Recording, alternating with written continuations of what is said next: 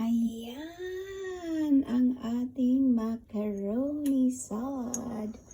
Ang daming sahog nito. Meron siyang apple, papaya, pear, carrot, mango, nata de coco, meron siyang pineapple, at saka tawag nito, pasas. Ayan oh, may pasas. At saka meron siyang cherry. And of course, macaroni. Diba?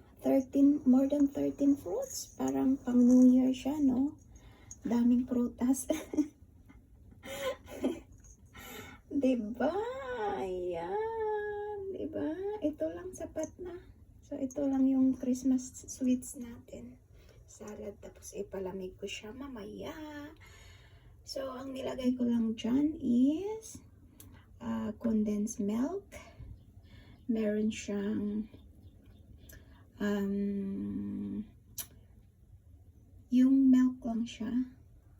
Hindi siya condensed. Ano tawag dyan? Basta, konting milk na hindi condensed, hindi sweet, tapos milk na sweet. And then, meron siyang mayonnaise. Diba? Yun ang pang-ano sa macaroni salad. So, ayan. May pang buena noche na tayo. So, ito lang yung Pasko natin. Diba? Mag-isa. Kaya, yan lang. Tapos, share sa friend yung iba. Diba? Yan. At saka, may chicken tayo dito. Vegetables, of course. So, yun lang ang ating buena noche.